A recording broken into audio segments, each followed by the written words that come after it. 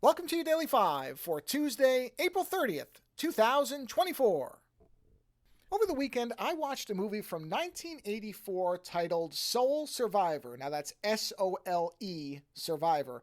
And it's important to put the year if you're going to search for it, because if you just look for Soul Survivor movie, you're going to find a movie, I think, from 1980 that I think is a lot better known. I think it did better and it was a more high profile film. So make sure you're searching for Soul Survivor 1984 and then you'll see the film I'm talking about. The poster has like a radar screen and a black skull with red eyes and it's green and red and black. It's a neat poster.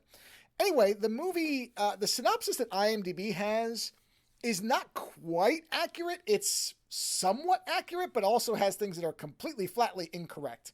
But in essence, the movie is about a woman who survives a plane crash, and she is as the title says, the sole survivor. And after surviving, she starts to feel like something is not right. Now, if you read reviews for the film, many will compare it to the Final Destination films that came many years later. And it definitely does. I don't know whether there was any direct inspiration. I have no idea if the people behind the new movie saw this and decided to make a more gory and over-the-top version, a more zany version, really, to use the best word for it, version of this movie. But there definitely is a parallel between them. Now, it is at the same time the polar opposite of those films, because where the Final Destination movies, as I said, are very over-the-top, very gory, just almost to the point of ridiculousness, Soul Survivor is slow and atmospheric and very deliberately paced, which, if you read some reviews, a lot of people will say, well, that makes it boring.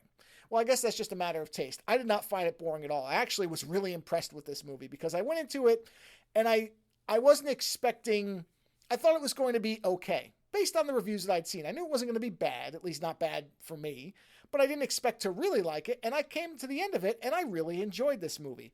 Again, because I feel like it did some things that were opposite of what I was expecting based on the Final Destination comparison, but also unusual for the time, because this is, dead middle almost of the 80s, making a movie like this. I expected a lot more jump scare material, which there really isn't. I was impressed with how well the female main character was written. She's a very strong character. She doesn't take any crap from anybody.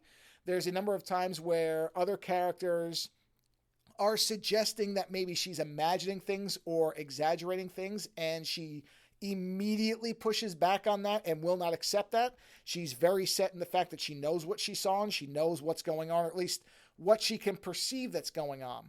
And that's a refreshing change. I also like the way the dialogue is a lot of the time. It's awkward, but awkward in a way that has an organic feel. It's appropriately awkward, which is not something you find a lot. And I just overall like the way that the movie was paced. There's a mystery somewhat to it, although not really. The movie has a very interesting singular tone in the way that it plays things. And I'll talk about it more on Friday because I'd have to go way into spoiler material and I have to talk for a long time to really describe it properly. But the movie doesn't come across the way you would expect it to the benefit of the viewer. I actually think that's a great aspect of the film.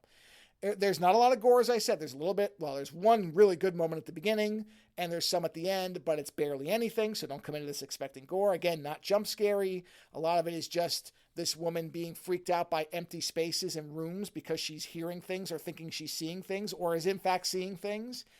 And it plays with that a lot until it gets to the end of the film. And then, you get your resolution.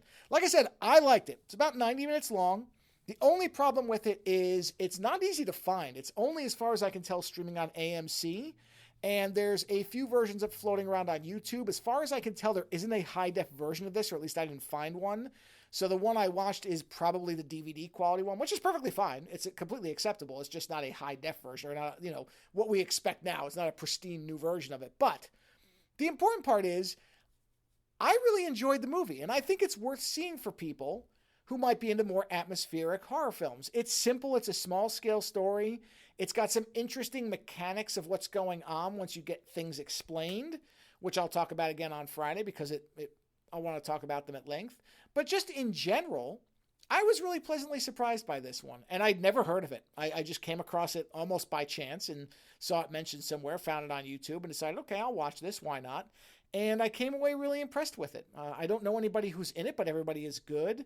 And like I said, just in the end, I felt it was a well-told story. So again, 1984, Soul Survivor. If you're into horror, then might be worth your time because I enjoyed it. You might too. Later.